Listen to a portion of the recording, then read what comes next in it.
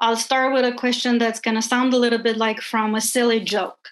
Um, how do a Tolstoy scholar and an astrophysicist decide to work together? I suppose I've always been drawn to big questions, as well as fields that I barely understand. So this is part of my interest in Tolstoy. He was also someone who answered sort of very large questions. He lived at scale. He had 13 children. He wrote, multiple novels over 1,000 pages. He chronicled his very, very long life. So I've always been curious about these big questions and thinking about them on a scale, on a quite large scale.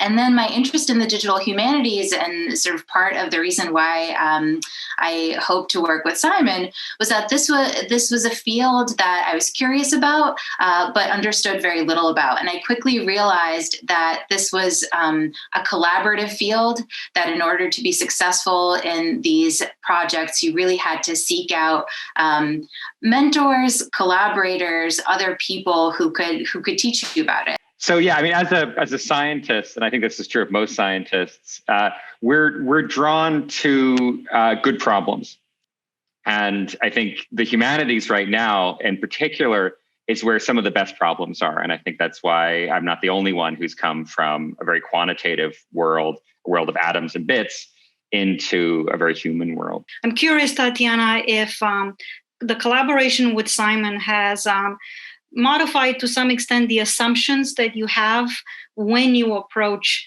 a canonical name like Tolstoy. One of the things that we discovered is the commonalities. So it's interesting to see, Tolstoy may have written War and Peace, but the things that concern him in his diaries are not all that different, it seems, from our findings, than the things that concern, a 17-year-old schoolgirl in mid 20th century Russia. So I think developing these alternative archives, recognizing connections where you wouldn't intend to look for them, that has been a fascinating aspect of them.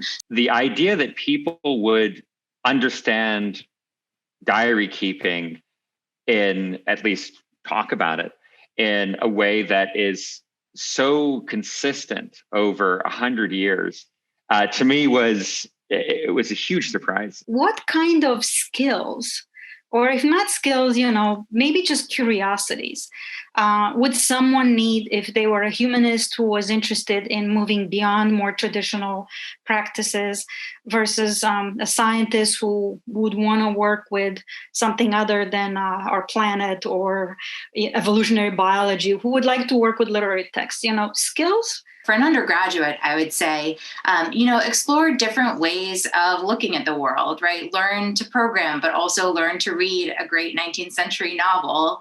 That all of these skills will be useful in trying to solve the big questions. Part of it is understanding or remembering, perhaps, that there are other ways of knowing, and learning to tell the difference between somebody who doesn't understand how physics works and somebody who is doing something that physics doesn't understand. Getting a sense of how to deal with, in some sense, an alien way of knowing. And I think that's why these collaborations are essential. I would say, Tatyana and I see the world in really fundamentally different ways, and we always will, at least when it comes to these kinds of texts. But what we've been able to do, I think, is be good enough at understanding these messages that are sort of coming over the wall from a completely different, from a different world.